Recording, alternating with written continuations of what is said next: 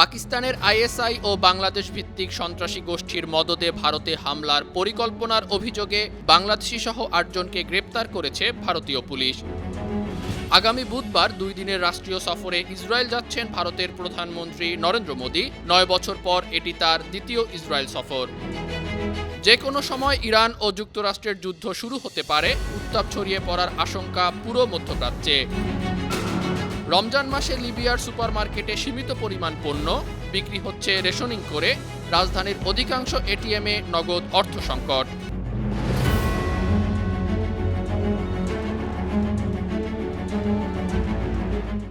শুনছিলেন সংবাদ শিরোনাম। সবাইকে স্বাগত জানাচ্ছি বিশ্বজুড়ে প্রতিদিনে। বিশ্বের বিভিন্ন প্রান্তে সবশেষ তথ্য জানাতে আপনাদের সঙ্গে আছি আমি ইকবাল মাহমুদ অনিক। পাকিস্তানের আইএসআই ও বাংলাদেশ ভিত্তিক সন্ত্রাসী গোষ্ঠীর মদদে ভারতে বড় ধরনের হামলার পরিকল্পনার অভিযোগে ৮ জনকে গ্রেপ্তার করেছে ভারতীয় পুলিশ।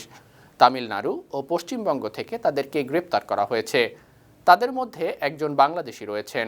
রোববার ভারতীয় সংবাদ মাধ্যম এনডিটিভি এসব তথ্য জানিয়েছে। গ্রেপ্তারকৃত 6 জনের নাম মিজানুর রহমান, মোহাম্মদ শাবাত ওমর, মোহাম্মদ লিটন, মোহাম্মদ শহীদ এবং মোহাম্মদ উজ্জ্বল। তাদের মধ্যে 4 জনকে তামিলনাড়ুর তিরুপুর জেলার পোশাক উৎপাদন ইউনিট থেকে গ্রেপ্তার করা হয়। বাকি 2 জনকে গ্রেপ্তার করা হয়েছে পশ্চিমবঙ্গ থেকে। গুরুত্বপূর্ণ খনিজ ও দুর্লভ মৃত্তিকার সহযোগিতা বাড়াতে শনিবার একমত হয়েছে ভারত, ব্রাজিল। নয়াদিল্লিতে ব্রাজিলের প্রেসিডেন্ট লুলা দা সিলভা বৈঠক করে এমন সিদ্ধান্ত নিয়েছেন। এটি ভারতের গুরুত্বপূর্ণ খনিজ ও দুর্লভ মৃত্তিকা বিষয়ক চুক্তি সাপ্লাই চেইন স্থিতিশীল করার একটি বড় পদক্ষেপ। ইলেকট্রিক যান, সোলার প্যানেল, স্মার্টফোন থেকে শুরু করে জেট ইঞ্জিন ও গাইডেড মিসাইল সবকিছুতেই ব্যবহৃত হয় এই গুরুত্বপূর্ণ খনিজ। বিশ্বে এর দ্বিতীয় বৃহত্তম মজুদ রয়েছে ব্রাজিলে। শীর্ষ রপ্তানিকারক চীনের ওপর নির্ভরতা কমাতে ভারত দেশীয় উৎপাদন বাড়াচ্ছে। ভারতের প্রধানমন্ত্রী নরেন্দ্র মোদী বলেছেন, আগামী 5 বছরে ব্রাজিল ভারত দ্বিপাক্ষিক বাণিজ্য $20 বিলিয়ন অতিক্রম করতে প্রতিশ্রুতিবদ্ধ হয়েছে। আগামী বুধবার 2 দিনের রাষ্ট্রীয় সফরে ইসরায়েল যাচ্ছেন ভারতের প্রধানমন্ত্রী নরেন্দ্র মোদী। 9 বছর পর এটি তার দ্বিতীয় ইসরায়েল সফর। 2017 সালে মোদীর প্রথম সফরটি ছিল কোনো ভারতীয় প্রধানমন্ত্রীর প্রথম ইসরায়েল যাত্রা। মোদীর এই সফর এমন এক সময় হচ্ছে যখন ভারত সহ শতাধিক দেশ অধিকৃত পশ্চিম তীরে ইসরায়েলের বসতি স্থাপনের নিন্দা জানিয়েছে।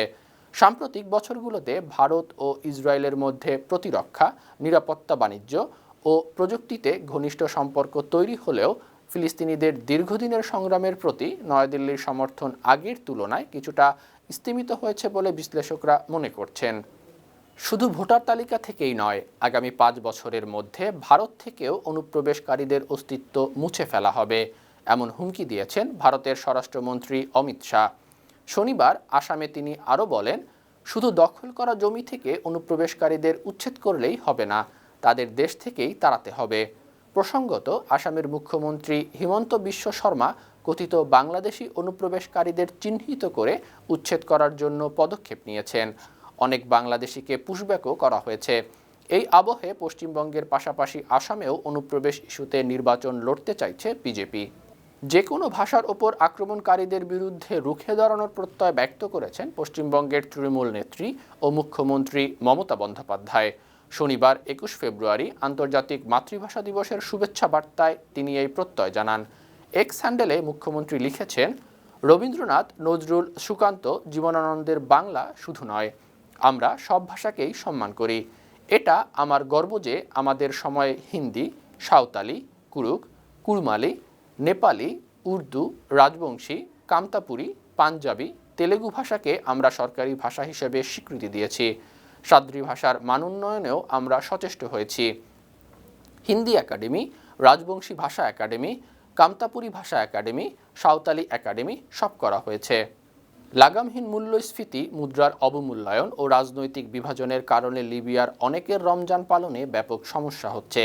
দীর্ঘদিনের শাসক মুয়াম্মার গাদ্দাফি পতনের 15 বছর পরও দেশটি পূর্ব ও পশ্চিম অংশে বিভক্ত। বিপুল তেল ও গ্যাস সম্পদ থাকা সত্ত্বেও জ্বালানিসহ বিভিন্ন পণ্যের সংকটে সেখানকার জনজীবন বিপর্যস্ত। বার্তা সংস্থা এএফপি জানিয়েছে, চলতি রমজান মাসে দেশটির সুপারমার্কেটগুলোতে পণ্য রেশনিং করে সীমিত পরিমাণে বিক্রি করছে। অনেক পেট্রোল পাম্পে জ্বালানি নেই। রাজধানী ত্রিপোলির অধিকাংশ এটিএমে নগদ অর্থ পাওয়া যাচ্ছে না।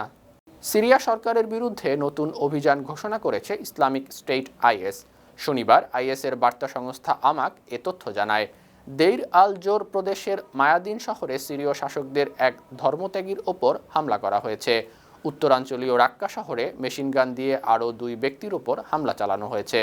সিরিয়ার প্রতিরক্ষা মন্ত্রণালয় জানিয়েছে, শনিবার দুষ্কৃতিকারীদের হামলায় সেনাবাহিনীর এক সদস্য ও একজন বেসামরিক ব্যক্তি নিহত হয়েছেন। শনিবার সন্ধ্যায় আইএসের মুখপাত্র আবু হুদায়ফা আল আনসারি দাবি করেছেন, সিরিয়া তুরস্ক আমেরিকার দখলে আছে। প্রেসিডেন্ট সারা মার্কিন জোটের তদারক, তার পরিণতি আসাদের মতো হবে। আফগানিস্তানের ভেতরে ও সীমান্তবর্তী এলাকায় রোববার ভোরে অতর্কিত হামলা করেছে পাকিস্তানের সামরিক বাহিনী। তাদের দাবি, সশস্ত্র গোষ্ঠীর ক্যাম্প ও আস্তানা লক্ষ্য করে বিমান হামলা করা হয়েছে। আফগান সরকার জানিয়েছে, নানগারহার ও পাকতিকা প্রদেশে পাকিস্তান বিমান বাহিনীর বিমান হামলায় 17 জন নিহত হয়েছেন। এসব হামলার করা নিন্দা জানিয়েছে আফগান প্রতিরক্ষা মন্ত্রণালয়। বলছে, এসব হামলার উপযুক্ত জবাব দেয়া হবে। অন্যদিকে পাকিস্তানের তথ্য ও সম্প্রচার মন্ত্রণালয় সামাজিক যোগাযোগ মাধ্যম এক্সে এক বিবৃতিতে বলেছেন, তেহরিক-ই-তালিবান পাকিস্তান টিটিপি এবং এর সহযোগীদের 7টি ক্যাম্প ও আস্তানা লক্ষ্য করে সামরিক বাহিনী গোয়েন্দা ভিত্তিক অভিযান চালিয়েছে। ইরানের বেশ কয়েকটি বিশ্ববিদ্যালয়ের শিক্ষার্থীরা আবারও সরকার বিরোধী বিক্ষোভ করেছেন। শনিবার তেহরানের শরীফ ইউনিভার্সিটি অব টেকনোলজি ক্যাম্পাসে শিক্ষার্থীরা বিক্ষোভ করেন। অন্যদিকে দেশটির উত্তর পূর্বাঞ্চলেও একটি সমাবেশের খবর পাওয়া গেছে। সেখানে শিক্ষার্থীরা কিছুদিন আগে গণবিক্ষোভে নিহতদের স্মৃতির প্রতি শ্রদ্ধা জানান। একই দিন অবস্থান কর্মসূচি হয় তেহরানের শহীদ বেহেশতি বিশ্ববিদ্যালয়ে। উত্তর পূর্ব ইরানের দ্বিতীয় বৃহত্তম শহর মাশহাদেও স্থানীয় শিক্ষার্থীরা মুক্তি মুক্তি এবং অধিকারের জন্য গর্জে ওঠো বলে স্লোগান দেন। এসব ঘটনায় কাউকে গ্রেপ্তার করা হয়েছে কিনা জানা যায়নি। যে কোনো সময় ইরান ও যুক্তরাষ্ট্রের যুদ্ধ শুরু হতে পারে, সেই উত্তাপ ছড়িয়ে পড়তে পারে পুরো মধ্যপ্রাচ্যে। মার্কিন প্রেসিডেন্ট ডোনাল্ড ট্রাম্প বারবার হুমকি দিচ্ছেন, চুক্তিতে রাজি না হলে ইরানে অতর্কিত হামলা করবে মার্কিন বাহিনী। ইরানকে 10 দিনের সময়ও বেঁধে দিয়েছেন তিনি। মার্কিন সংবাদ মাধ্যম এক্সিওস জানিয়েছে, ইরান পারমাণবিক অস্ত্র তৈরি বন্ধের প্রতিশ্রুতি দিলে তেহরানকে সীমিত পরিসরে ইউরেনিয়াম সমৃদ্ধকরণের অনুমতি দিবেন ট্রাম্প। যুক্তরাষ্ট্রের শর্ত না মানলে ইরানের সর্বোচ্চ নেতা আয়াতুল্লাহ আলী খামেনি, তার ছেলে মোস্তাফা খামেনি সহ ধর্মীয় নেতাদের হত্যার পরিকল্পনা করতে পারেন ট্রাম্প।